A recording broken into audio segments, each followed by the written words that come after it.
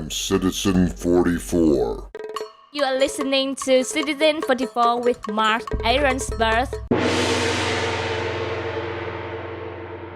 This show is sponsored by Crater Lake Taxi, clean cars, 24-hour service, Medford Airport, wine tours, emergency car lockout, towing, battery jumpstart, and food delivery. Ashland, Talent, Phoenix, Medford, and beyond. Ask about their loyalty program. Mention the Citizen 44 podcast and get a 10% discount on your next taxi ride. 541-333-3333. CraterLakeTaxi.com. Love Addict. Morning glory, it's time to make money. There's a story to sell and it ain't all bees and honey. Hearts to break and blood to spill and pain to inflict. That's why they call me the Love Addict. Love Addict. Love Addict. Love Addict. Love Addict. Love Addict. Love Addict. Love Addict. Hey everybody, Mark Arinsberg here. Welcome to Citizen 44. This is episode number 110. My guest today is Kerry Newsome. Kerry has her own podcast called What About Vietnam? And it's about Vietnam. Super nice lady from Australia. We had a great conversation. Also on the show, it's Lean Ann. So excited to have her on. Here we go.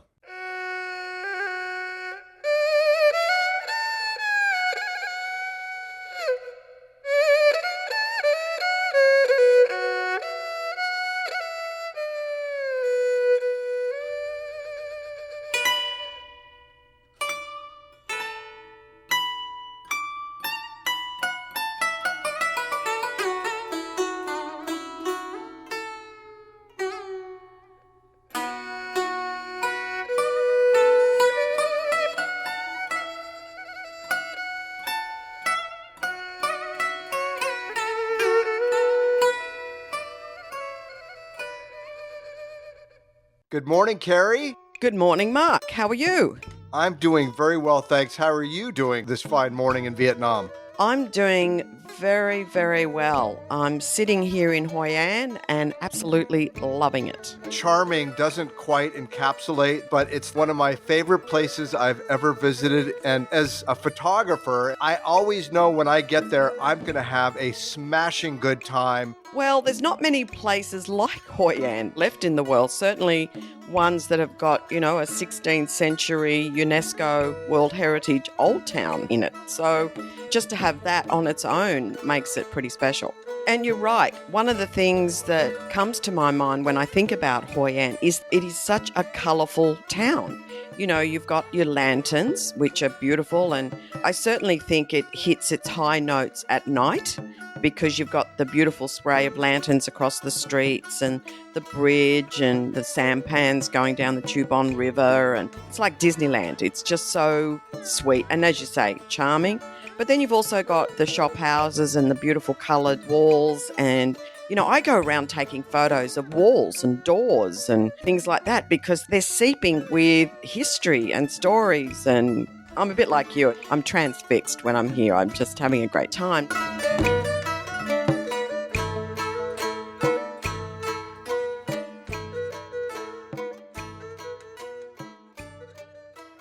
Well, first, let me thank you for coming on the Citizen 44 with Mark Arinsberg podcast. I really appreciate you coming on. And I'm super happy that we have this kind of connective material between us because we're currently in Vietnam at the same time. And you just returned. So what's the story behind you leaving and coming back? Is this COVID related, or you had to get out and then do whatever you do and then return to do whatever you do when you get back?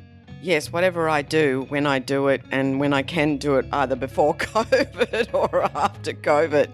Yes, I've never lived here permanently. I'm based in Sydney, Australia. But the role I play with Vietnam is I work for a Vietnamese tour company, for a travel management company. And from that, I was here in March 2020. And, there was all this kind of news coming through about some kind of virus coming out of China and all this kind of thing. And my boss said to me at the time, I know you want to go and check out these different places, but I'm a little bit concerned that this is going to escalate and we need to get you back to Australia. And I've got to tell you, Mark, I was in total denial. I was like, this is not going to happen in my lifetime. No way. Anyway, it did happen, and I was kind of hurried along to get out of the country and get back into Australia before Australia decided to clamp down and shut the doors. So I really got home about a week before they did that.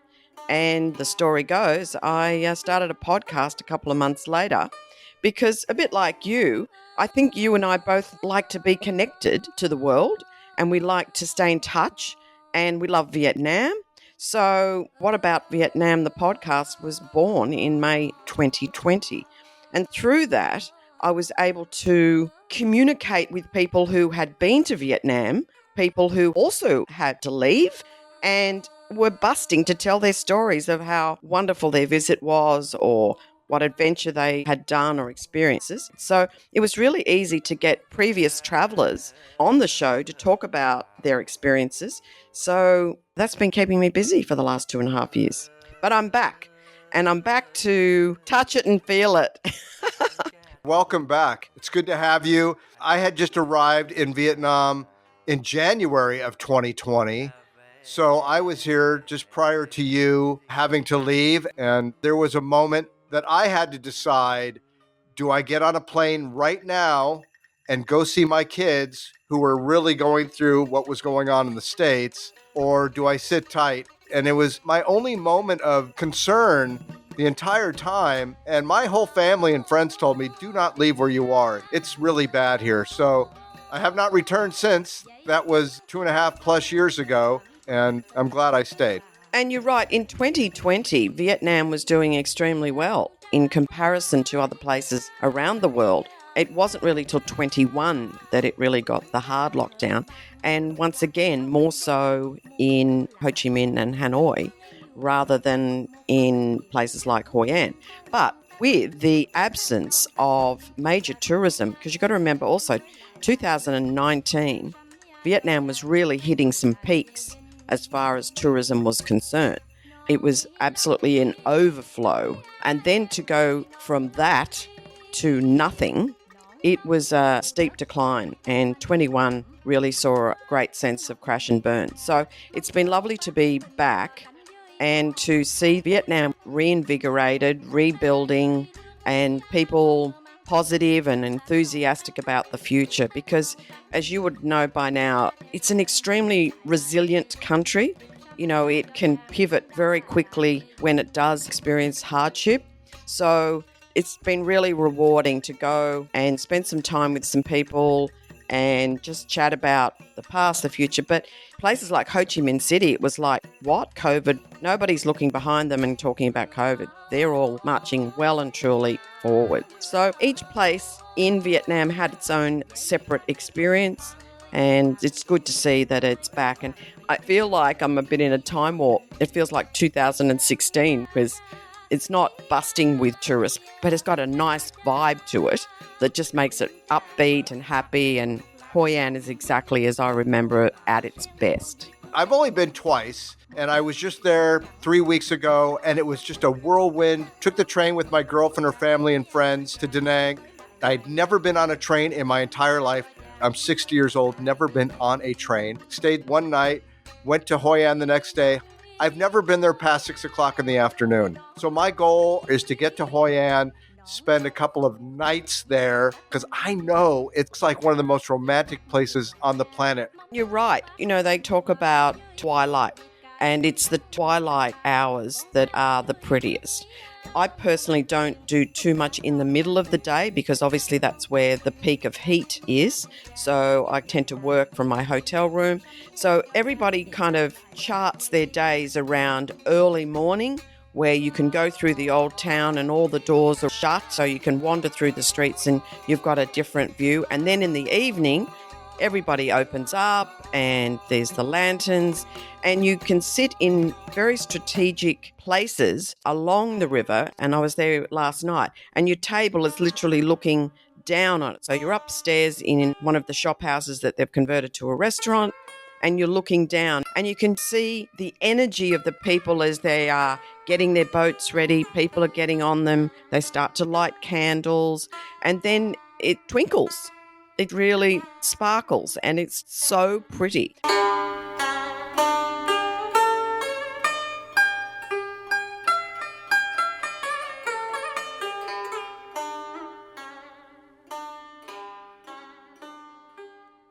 People say to me, how do you go to Vietnam? Do you feel safe? Are you kidding me? I mean, I come here and I leave with a new sense of energy. I feel like I've had an injection of color into my soul. I'm sure you have a similar history where, you've had corporate life, everybody's in suits. To come here and work in this environment where, you're wearing light clothes, you've got twilight at night, you've got a few beers, you're looking over that, you're going, life is really wonderful. So if I'm sounding like I'm really in love with this place, I hope I'm doing that justice. Oh, you are. And I concur with you. As you say, I am totally in love with Vietnam. I have been since the moment I arrived. And that feeling has not left. I'm excited every day to be here.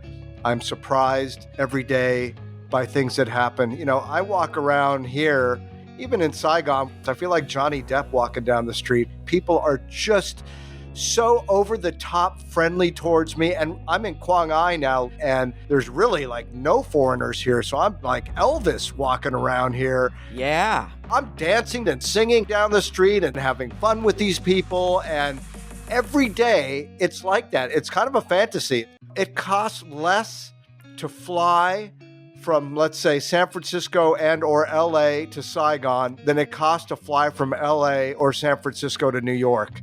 You can come here for about $600 round trip, spend a few $100s in food and accommodations, and have your head explode from happiness. People pay more for their iPhones than they would for a soul-enriching experience of coming to a different culture and finding yourself in a totally different way than not doing that.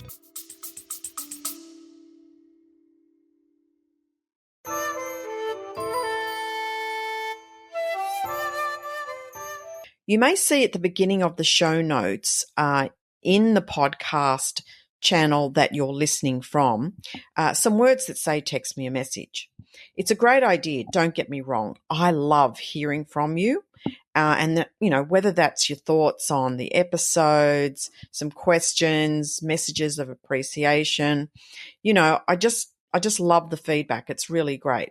However, I feel it remiss of me to not thank you for them, but to not be able to respond directly to you. So if you have sent me a question, and I've got lots, and you haven't heard from me, there's a really good reason why. I actually don't have the ability in the technology to respond to you.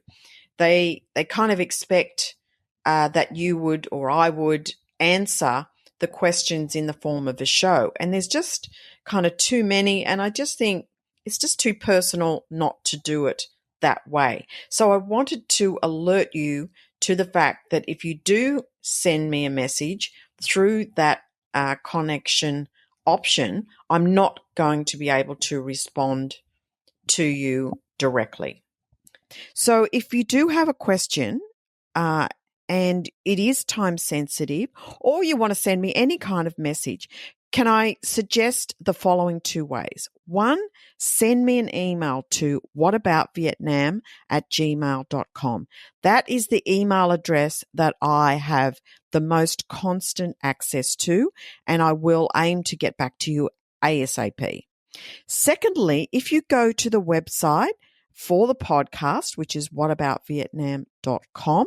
If you scroll right to the bottom, there is a chance for you to leave a voice message. Now, in that voice message, I can respond to you equally with a response in voice. So if you want a quick response, that's your next best way. But I just wanted to get this into the show make you aware of this, as it really is becoming problematic. And I've just got too many, and I can't kind of go naming people and answering each question. That's just a little bit silly. So if you have sent me a text message before and you're waiting on a message back as a response, I'm so sorry. I cannot do that. But if you want to send the question again, I'd be more than happy to answer.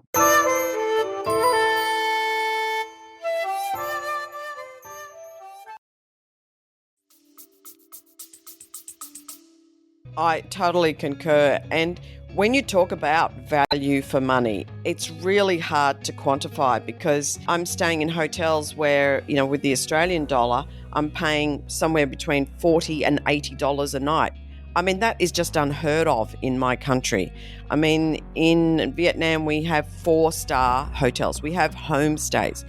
There is actually no direct correlation to that in Australia, and I don't think there is in the US either.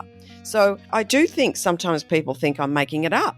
Is Kerry totally delusional in this stage of her life, or is she actually for real and she's just totally caught up in the buzz of it? And yeah, sure, I'm totally caught up in the buzz of it. But, it was very easy for me to get into the travel industry in Vietnam, in the sense that I could talk about it so easily and talk about it with exuberance because it's there. Look, I'm not saying that you're not going to have to step over rubbish. They've got to work on that.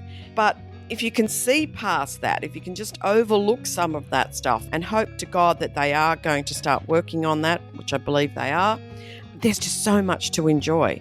I mean, I'm going to Hue tomorrow to a wellness resort. So you can have the buzz, but you can also go into some beautiful areas. I mean, even where you are is just beautiful, and experience landscape and scenery, and just infuse yourself with delightful people welcoming you all the time. And I struggle with going back home. I struggle with the service levels. I struggle with paying a fortune for a very average meal and things like that. So I've got to be very careful how I manage that transition back into my life in Australia, because my family's there, my husband's there, and my kids. It's worlds apart. It's just worlds apart, especially, when you talk about it as a Southeast Asian country. It's not like any other Southeast Asian country, in my opinion. Yeah, I was in Thailand in 2016 for 7 months teaching English, and I had a lovely experience, but it's totally different.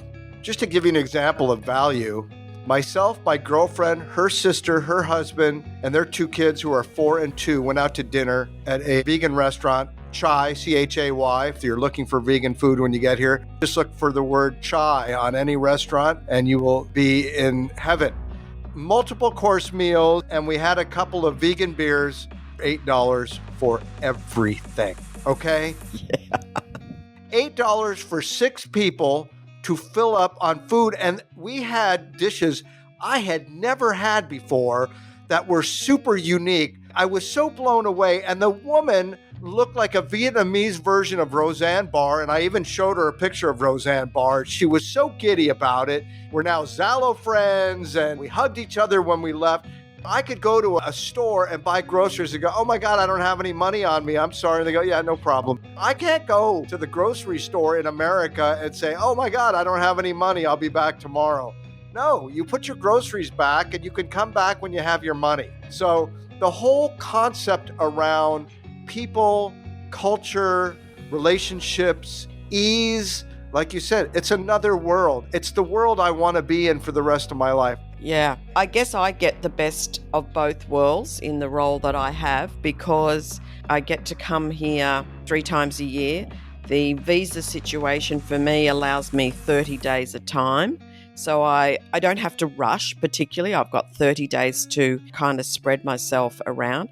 I was talking to some people involved in tourism here in an official capacity while I was in Saigon, and they were saying that they still had a concern that the traveller tries to cram in too much in a trip to Vietnam, because the prevalence of tours that are sold out there is kind of a smash and grab. You start at the top and you finish at the bottom, but you do the whole lot in about 10 or 12 days.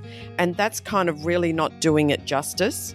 So if you do have time, you're better off to do maybe just the north or maybe just the central area and then come back and do the others.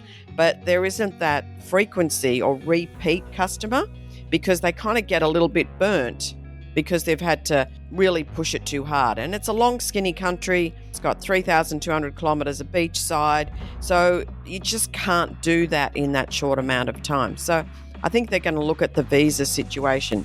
So for me, when I come here, I try not to do too much. But as we started from the beginning here, I'm actually coming back to revisit it, to check it out for myself so I can put my hand on my heart and say, it's good, it's coming back, it's got the right attitude, they're putting things in place, they're reinvigorating, they're positive, and there is definitely a future for Vietnam tourism.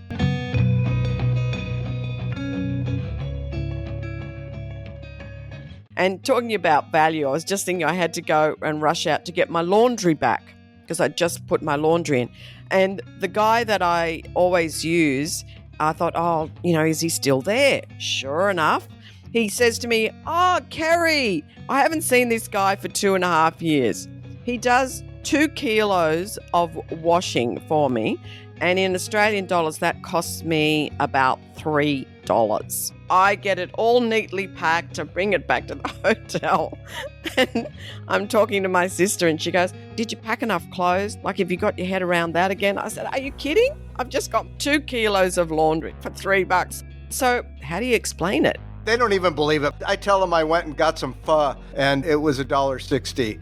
And they can't compute that. I mean, it's also relative to what people make here. People eat here 24 hours a day. I mean, this country is all about food. I thought Thailand was about food. No way, man. Not even close. And because they don't have things like retirement homes here, families stay together forever. There's a whole different way of how the heart works here. The emotional stability. I don't see any aggression. I don't feel any aggression. I can walk around 24 hours a day. I've never even thought to look behind me. It's really the easiest living I've ever seen in my life. And I'm not a well-traveled person, but I know how good I have it here. Yeah. What's intriguing to me is up to COVID, the world was your oyster. Literally. You could go anywhere. Most countries were visa-free. It was like getting on and off a bus. But I think what's happened since COVID, it's taken everyone by surprise that these kind of things can happen and can happen so quickly that they feel that there's a sense of jeopardy to what their plans are. So everyone, I think, has become once again more thoughtful. You know, the days when you'd buy your travel insurance and, I've traveled a lot. I don't think I ever read a PDF document that gave all the rules and regulations of the travel insurance policy. But guess what? I read them now, and so does everybody else. And, when they're buying their airline tickets, what are they reading first? The cancellation policy. They want to make sure they're going to get their money back because there was hundreds and hundreds of people that got burnt. So I think travel is back on, but you've got to be more mindful now. You've got to be more thoughtful. Every country now has to be taken on its own merits. And, we've got some crazy things happening in Europe with the Ukraine situation. Some countries, unfortunately, still coming back after COVID. And I think Vietnam kind of gets a little bit lost in all that. So I am an advocate for Vietnam. I think I'm clearly displaying that right now.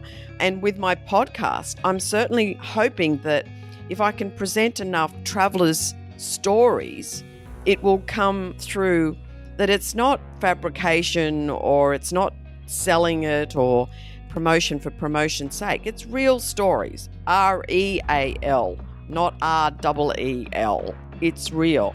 You can embrace Vietnam again and come here with full confidence. I'm a solo traveler most of the time because I'm traveling in a sense for business purposes.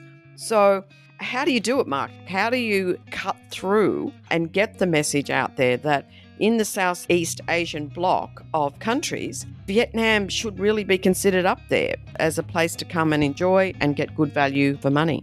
Well, I can tell you some of the reasons I came here were prior to COVID, Ho Chi Minh City was the fastest growing economy in the entire world. Still is. Yeah. Number 2, unlike Thailand, where I can only teach English, you can do anything here. Literally anything you want. People have this weird misconception because it's communist. I think that's one of the number one things. There is a negative inference there. People don't even really know what that means, honestly. This is not 1945. It's fundamentally a non-intrusive government. No, it does not have the best education and healthcare here, but you literally can do almost anything you want here.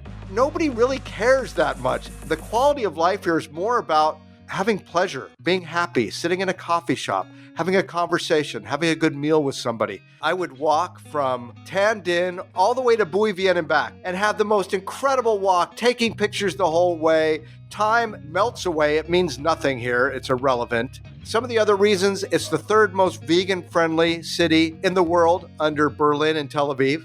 That's a big deal. The weather, it's hot every day. I'm in shorts and slides, Nike slides every day with a t-shirt. I am not retired. I'm constantly looking for income. I've had 3 jobs I could never have in the States. I may not have been qualified for 2 of them. You can be an entrepreneur here. You have to get some government approvals depending on what it is that you want to do. But for the most part, especially if you have, let's say, a Vietnamese wife or husband, partner, I think that it's a pretty limitless opportunity here for foreigners to come in and really spread their creative wings. The food business is completely untapped as far as Western cuisine and other interesting things. You could come in here and kill it with food. I mean, I've had incredible ideas for restaurants. I just don't have the means to do what I would like to do yet. I've got to say, I can't think of anything really negative about my experience in almost 3 years here. I concur totally. I mean, it is a socialist republic, so we can't ignore that. However, COVID kind of highlighted that there was some gaps in the system as far as monitoring people that had overstayed their visas, had kind of used their visas in a way that the government didn't like. They had taken advantage of the country. So there has been quite a big shift in the handing out of visas, and the basis for applying for a visa now is much more difficult. So I can give you an example. A girl I know, she runs a charity, an NGO. She's been doing it for 20 years and now sitting out of the country trying to get a visa to come back to run that charity because the visa that she had before now doesn't apply. So there's a new visa system. So, Vietnam still has a little way to go to streamline these processes, to make them more efficient and to explain them in a way that the Westerner can understand and do the right thing. Because that's fundamentally all they really want, is people to do the right thing. And once again, it's those few that don't that wreck it for everybody else. There is a definite need for improvement as far as the medical system, but I am seeing good signs of that. I want to tell you a dentist story. So I have a girlfriend who lives in Perth in Australia. And she had some teeth issues that her dentist had quoted her about $40,000, 40,000 Australian dollars. So she says, well, no, that just can't be right. So she comes to Vietnam, loves Vietnam, been here many times. She goes to this dentist and they quote $8,000. This is probably back 2016. So now her husband, her son, they lob over here into Vietnam and she's about to get her son's braces done. So that affords her a trip over here every 3 months as of next year. She said, they throw in the clean job. So just to clean them. She's got the most beautiful veneers. So her teeth are just fabulous. So Ho Chi Minh City is in that place where they are buying in talent. They're encouraging people to teach them, to train them, to get them stronger.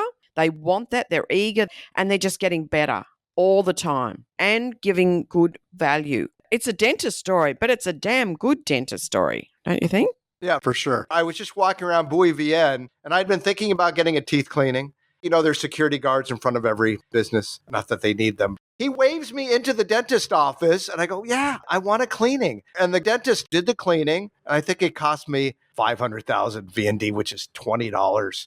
And he did an exceptional job. And I know I can walk into almost any dentist office here and get a really good job done for $20.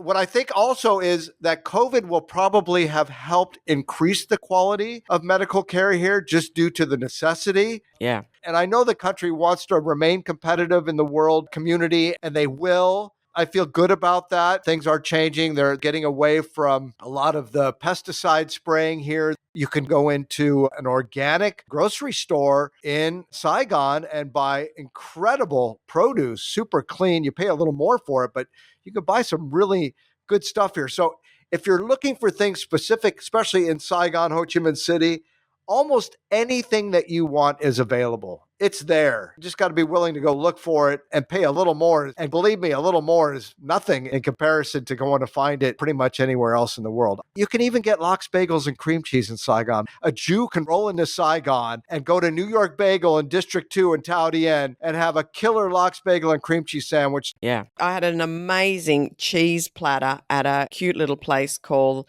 Hill Station, run by a Norwegian lady. I took this friend and I said, do you want to have a cheese platter? And he went, a cheese platter in Vietnam? Are you kidding me? And I said, look, you have to see it to believe it. So I took him there, and beautifully displayed behind the glass is selections of your bries and your cheddars and your goudas. And he goes, only in Vietnam. And I said, well, I guess only in Vietnam in the sense that you wouldn't automatically think that you're going to get a cheese platter of this quality in Vietnam.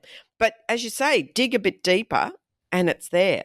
And I think that's kind of where I sit with the podcast. It's about educating the world about this country, because I think it is still fairly misunderstood.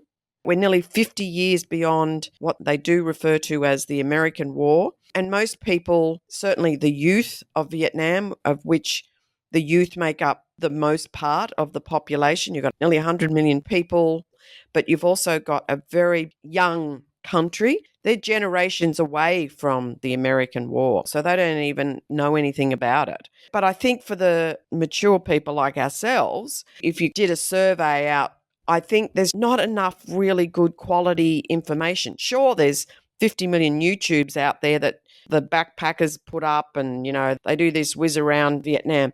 But I don't know whether it really truly speaks to the heart of Vietnam today, 2022, post-COVID and way past the American War. Even I'd like to ask you, what do your American friends think of Vietnam? Did they think you were like kind of crazy to come to Vietnam in the first place? Well, I am crazy in general. Yeah, some of my friends think I'm crazy, but at the same time, they're a little envious. They know that I have no fear. They know that I'm having an incredible time. I have made more friends here in the short term.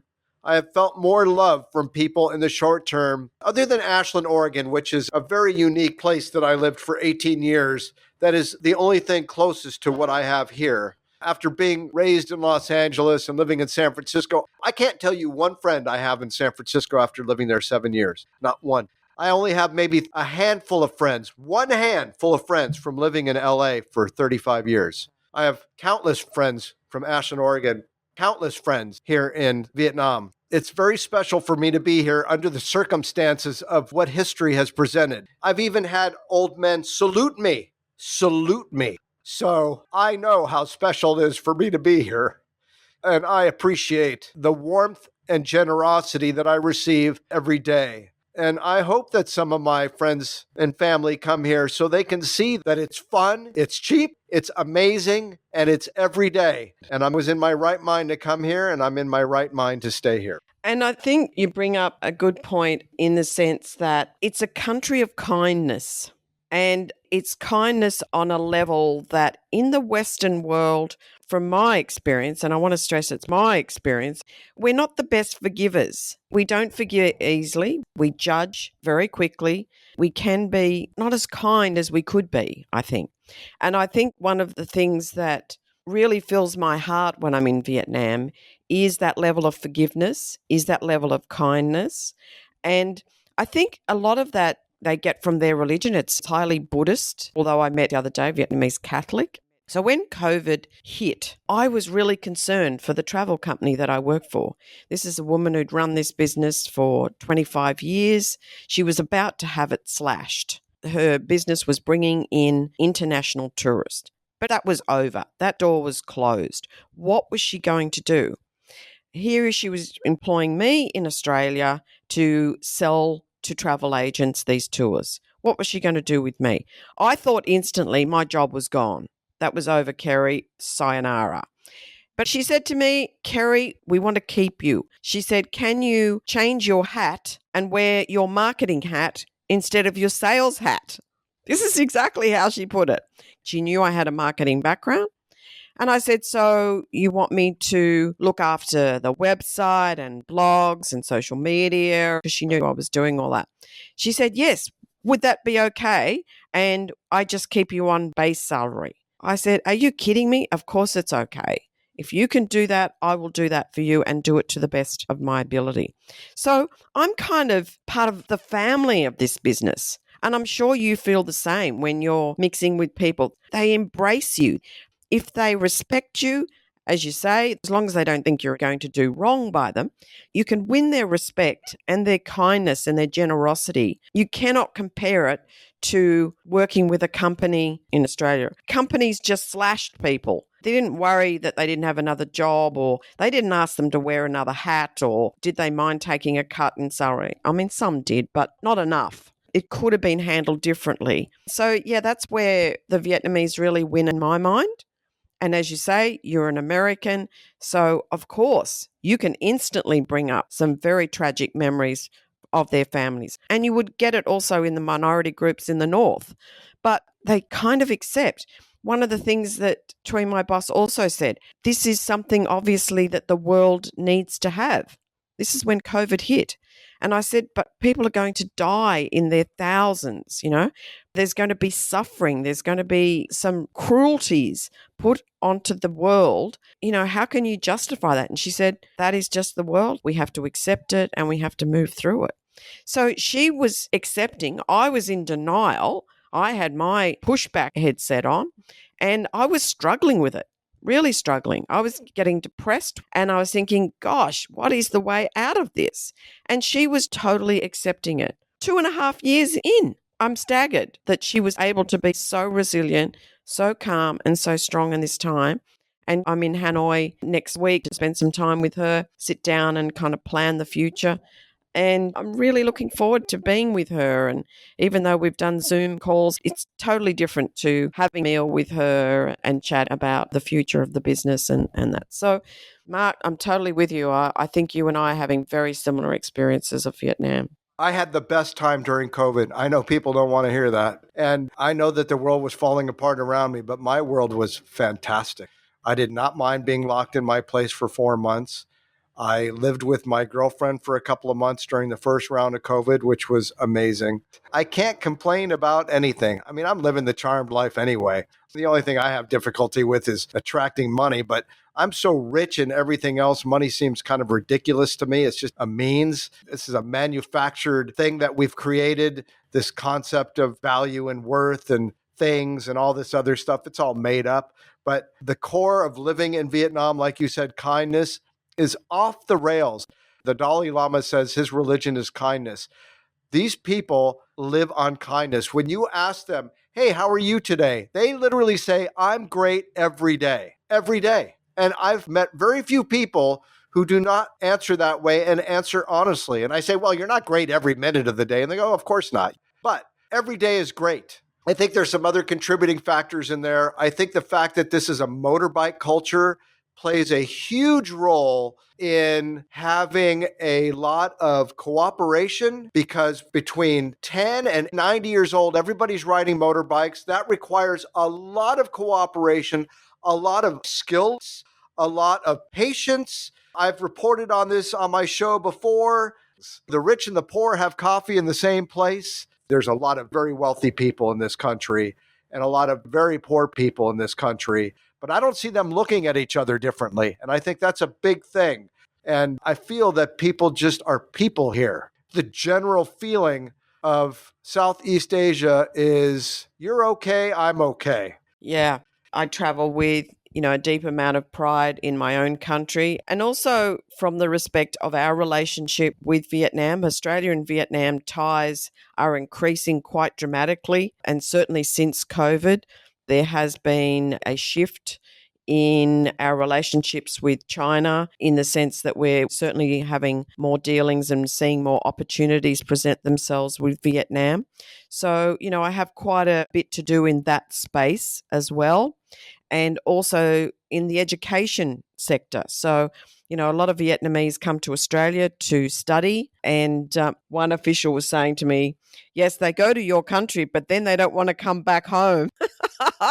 So once again, it's just an education factor about this country. You're doing a fabulous job positioning Vietnam in a positive light. I'm doing what I can in the travel space so that people can feel confident. People can feel they're not going to get scammed or there's going to be some kind of disrespect because you're American and you come. Because I still have Americans who contact me and say, will we be welcome in Vietnam? And I go, absolutely, you'll be welcome. Overwhelmingly. Yeah. This is 2022. But, this is where I think history still kind of hasn't healed in some areas. But the people that are holding on to it the most are the Westerners and not Vietnam. Vietnam's kind of gone, done. That was then and this is now. And sure, we remember and we respect and we show history as it is for real. I mean, as you know, there's enough war museums and that to sink a ship in Vietnam if you want to go and really dig deep into that. And it's there in all its glaring ugliness. But I think they are a forgiving country. They are an accepting country. And they realize to move on and to be prosperous, they have to be. They have to move on in a way. And it shines in everything they do. And I mean, getting down to the real nitty gritty is I was coming up the lift with my 2 kilos of laundry, feeling very chipper that, oh, that's great. I've got clothes back again to go on to Hue with. And the staff who I, of course, acknowledge and say, Xin Chao. They go, oh, Miss Kerry, how was your day? And, it's only 10 o'clock in the morning. I said, so far, really good. And they said, oh, okay, you tell us if you need anything.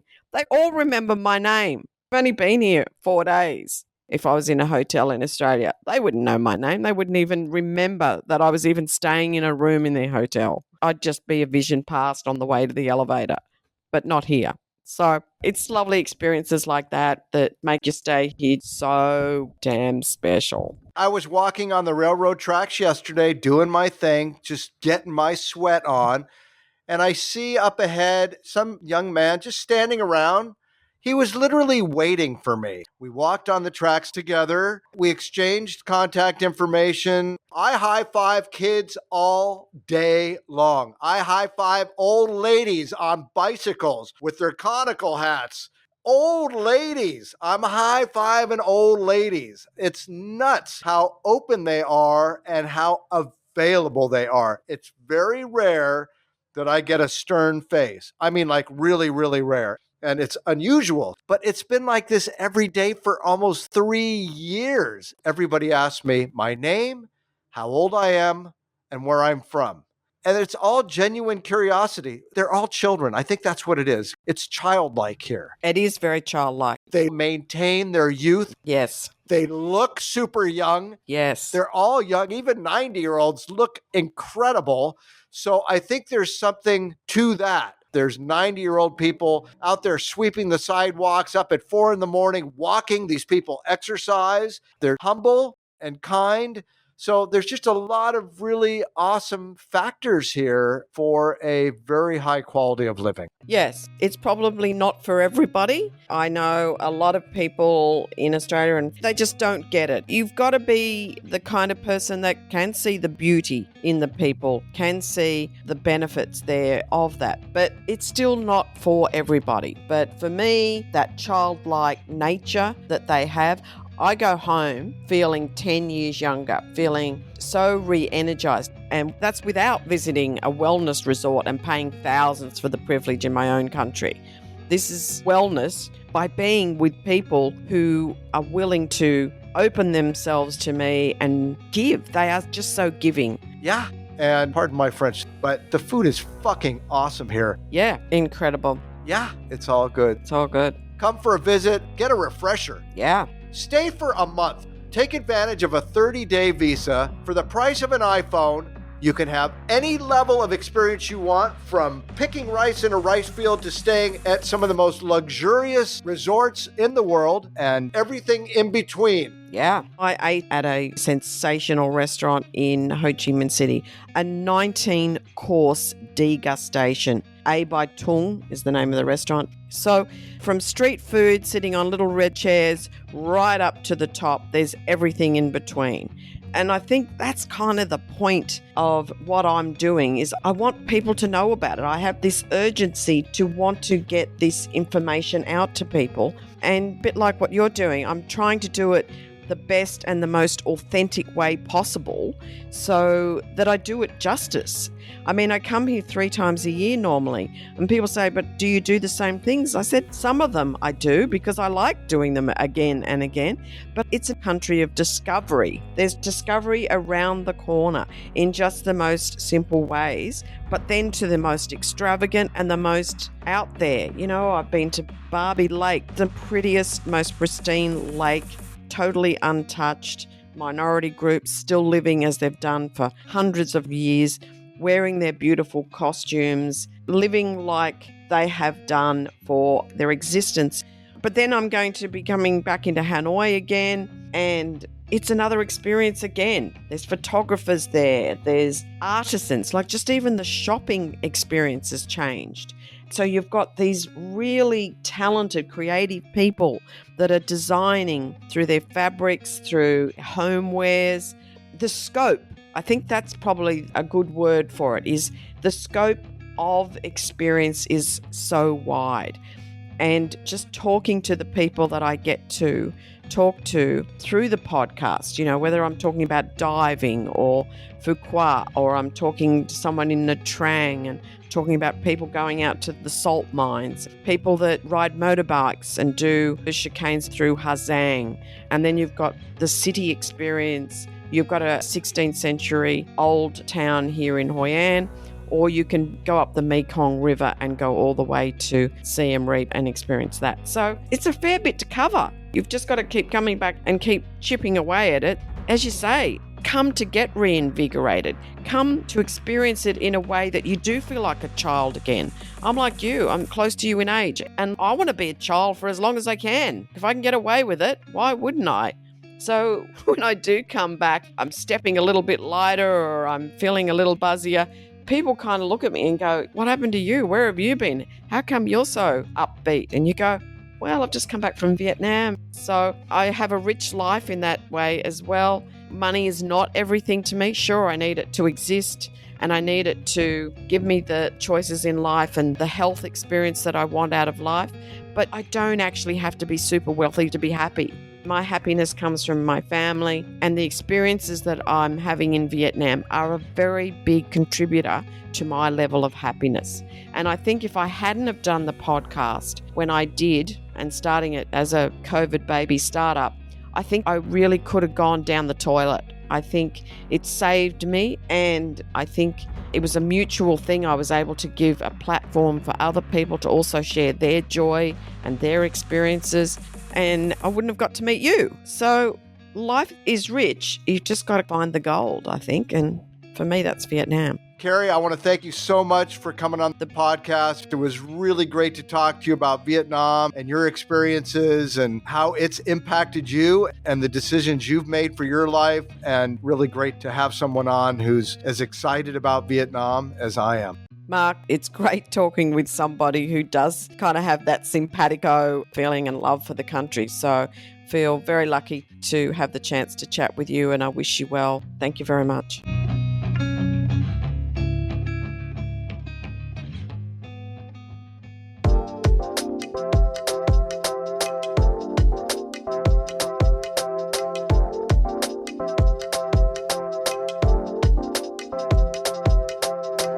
Hey, dear. Hi, dear. How are you? I'm so good, thanks. How are you today? I feel great. Today's Thursday, Yeah. and you're leaving here. I have to take you to the bus at 10:15, right? Yes, in 2.5 hours. Less. 2 hours and 10 minutes. I have to take you to the bus again.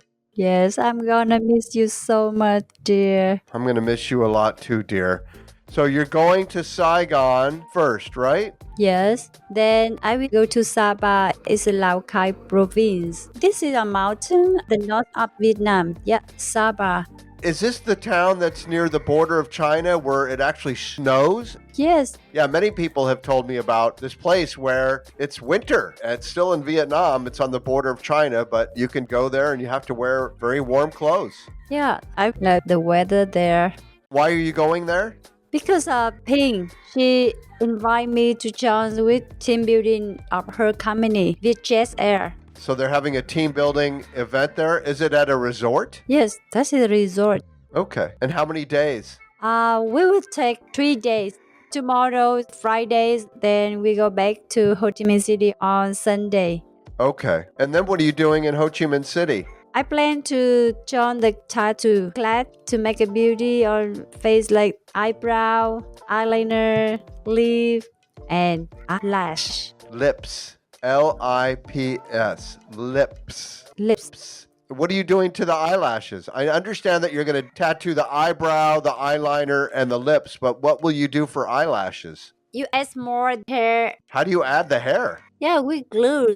Glue? You glue hair over the eyelashes or in between or? Yes.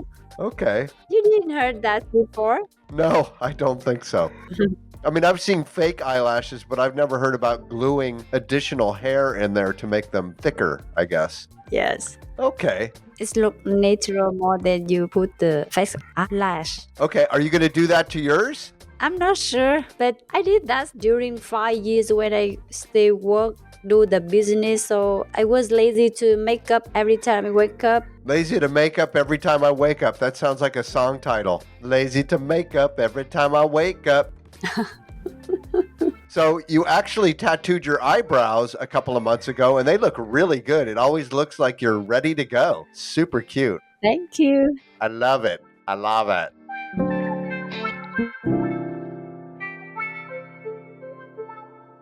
So you're doing that, and then you're also meeting some friends that are coming in from the States, right? You're having some kind of a reunion? Yes, there are a couple from US. They study with me in university. They loved each other in the university. Then they moved to US to study and got married and lived there. So we didn't meet each other like 3 years already. So they decided to go back to Vietnam to visit. So you didn't see each other because of COVID, right? They couldn't come back? Yes, because of COVID situation. Okay. You were gone 3 weeks. Then you came back for 6 days. We've had a really, really, really great time for 6 days. Maybe the best 6 days we've had since I moved here. Don't you think? Yes. I changed a little bit while you were gone, didn't I? Yes. I said I was going to do some changing of some things, and they were different when you came back, weren't they? Yeah, I felt a lot of change from you. What did I do different? Because sometimes we talk about a topic, so you didn't try to argue or fight anymore. So you took it easy, and every night the way you sleep also different. You close to me more. I feel different. I feel that we are different. And yeah, it's really great. It's so much easier now. It just seems easier and more fun, and we're not stressed out about anything. And yeah, thank you for letting me figure that out. I appreciate it. Because you live in District 2 with Pink, where I lived with you guys during the first round of COVID. You guys went to some kind of a raw cashew restaurant in Tao Dien? Yes, it's a nice place. They have a koi fish around the table. You sit down to enjoy the meal. There is also a coffee shop, the ice cream shop, the clothes shop, all the stuff in that area. And there is a cashew restaurant. They have so many meals and drinks. They make from cashew, like cream cheese. They make from cashew. It's amazing. And you can eat with the bagel.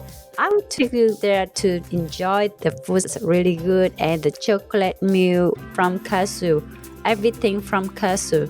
We eat a lot of cashews. You've made your own cashew cream cheese. You guys have made your own ice cream, your own chocolate milk. Yes. How would you compare what you had in that cashew restaurant to what you make at home? It's different because the flavor is also different because I make the cream cheese with the fresh seaweed. There, I didn't know what they add with the raw cashew. It tastes a little bit different, but both still really great. Yeah, yours is really good. And speaking of cream cheese, I'm hoping, because my birthday's coming up next month, I bought you all the ingredients to make me vegan lox.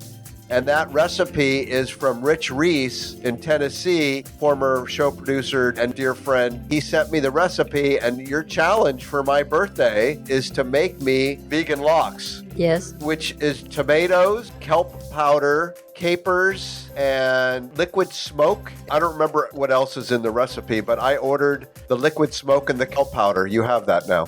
Yeah, I think that's it. So you're going to make that for me? Of course. Okay. I'm willing to do this. Okay. Thank you. And happy to do this. Can you get bagels anywhere in Quang Ai? No, I don't think so. If you want, I can make it for you. You can make a bagel here? Yes, I'll try. Amazing.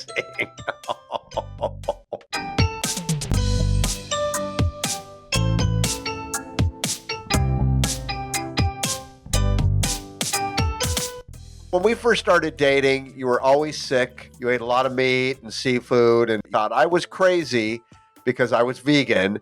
And you couldn't understand how I could possibly eat that way. And then after a horrific experience in the hospital, you decided that maybe I'm not so wrong. And like I tell you, don't believe everything you think. And I have to say that to myself as well. You started changing what you do. You took on a vegan diet. You went to purification under medical supervision from this doctor that puts on these purification seminars, and you got to get on a waiting list. It's hard to get in, but it's a really intensive week of fasting, drinking the special juice, meditation, exercise. A lot of people who are very, very, very sick go to these things to reverse their illness. And you, who's had double breast cancer and all kinds of stuff, changed your life forever, right? Yes, because I joined the mind and body purification class. I felt my body was so good after that.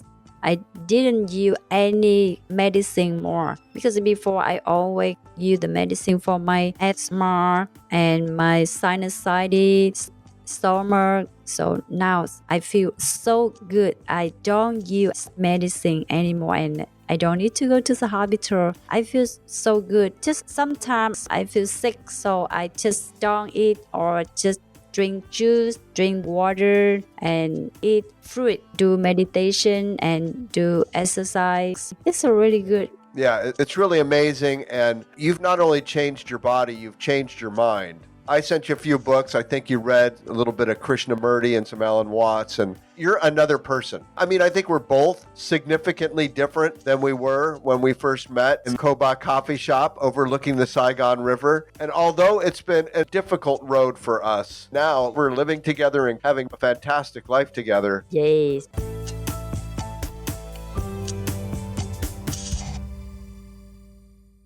Part of that is because you changed how you see yourself, you changed how you see the world and others, and it's really fantastic. And while you were there, there's a man with 4-stage liver cancer, correct? Yes. And you've been helping him. Yes. Tell us about that. I'm still helping him every day about the food, about how to do exercise, how to move his body. The first day when I came to visit him, he cannot move. He just lay down on the bed, cannot walk by himself, cannot stand up, and all his body was swollen and all his skin turned yellow. It looks so hard, so difficult. And the family told me that the doctors say they were so sorry, but they can't help anymore. It's too late. So they brought him home. Then there is a class, but so many people join this class, but it's so late. Have to take like more than 10 days. So I decide to help the family make the juice and do the mind and body purification at his house.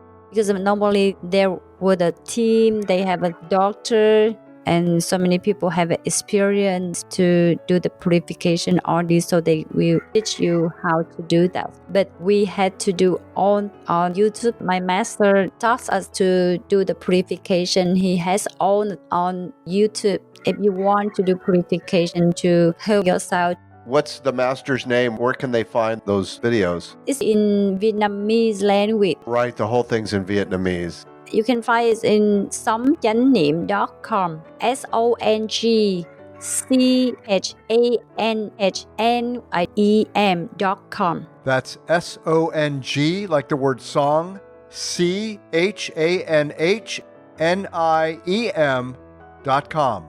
Yeah, you can read English there. Okay.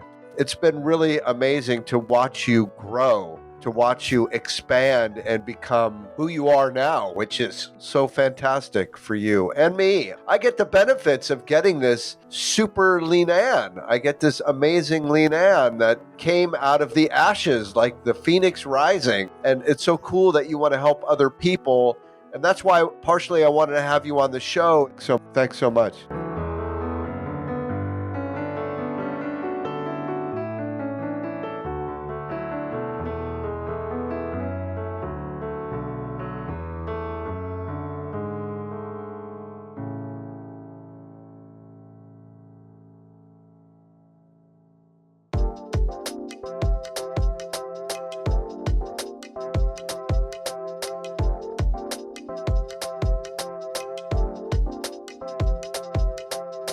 Nutrition is such a huge part of it. And I know people sort of know that, but they don't really do anything about it for the most part. Meat and dairy are pretty terrible things for your body. Mostly dairy. If you can give up dairy, literally overnight your health and all kinds of things will change. There's a lot of dairy substitutes. I mean, like we were just talking about the cashew cream cheese. There's tons of vegan products now. Thank you, science, that you can supplement your desire for cheese and milk and all these other things. There's like 20 different kinds of milk now, with almond milk, hazelnut milk, oat milk, which is my favorite. Oat milk is incredible. It tastes like the milk left over from having cereal.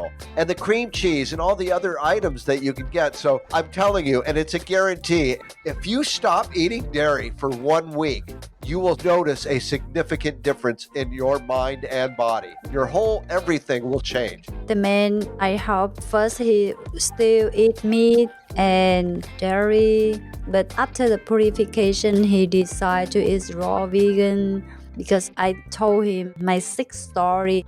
Now every day he is vegan, and his wife sent me the photo of his food. Every day he is a vegan. I'm so happy, and really want people, they get sick, they just eat raw vegan or just juice. And just to be clear about the results from this man going on a raw vegan diet and going through the mind-body purification process, his skin is no longer yellow jaundice. He's no longer on morphine for pain medication. He can get up and walk around. He has a lot more energy. He can do more things. And he's just far more comfortable overall. And that's in addition to all the detoxifying that's gone on in his body and the things that he's eliminated. Yes. When you don't feel well, change your diet. Yes. Give your digestive system a rest so it can do the work it needs to do. And that means when you're not feeling well, just eat fruits and vegetables. Yes. Mia knows you're leaving, but Morphle doesn't know. What did she do the other day? What did she demonstrate for you and your sister the other day that I did not see? Something about having a baby. Oh, yes. She said she gave birth to her cousin Bob. She do like that, and she knew that the baby come out from her vagina. How could she know that? Yes, that's 2 years old. She was pushing her cousin Bob, who's 4 years old, like her sister. She was pretending she was pushing her cousin Bob out of her vagina. What? What else has she said lately? What did she say to the maid the other day? Yeah, because she always makes dirty when she add fruit and juice. So the maid say, more for you change the clothes like 10 times a day. Too much clothes for you every day. So she say, are you too tired to wash my clothes? Wow, this kid is amazing. By the way, her name is Morphle. Her sister named her after a cartoon that she watches. And the character's name is Morphle because it morphs. It can morph into any object depending on the need of the community or her friend. What's her friend's name on the show? Mila. Mila and Morphle. Yeah, we're going to go have breakfast and then I'm going to take her to the bus and say goodbye to her for like a month. Say goodbye to everybody for a little while. Bye-bye. Love you all. You're so sweet, Leanne. Thank you so much for being on the Citizen 44 with Mark Arinsberg podcast. I love you. I love being with you. I love everything we have. It's an incredible fantasy that I get to live every single day of my life. I wish that everybody could have the life that I have. Thank you for being with me. Thank you, Leanne. Love you. Love you too. This show is sponsored by Crater Lake Taxi, clean cars, 24-hour service, Medford Airport, wine tours, emergency car lockout, towing, battery jumpstart, and food delivery. Ashland, Talent, Phoenix, Medford, and beyond. Ask about their loyalty program. Mention the Citizen 44 podcast and get a 10% discount on your next taxi ride. 541-333-3333. CraterLakeTaxi.com. Additional music for today's show provided by RobbieLindauer.com. Thanks, Robbie. Thank you, Sam, Zoe, and Val. Pretty good.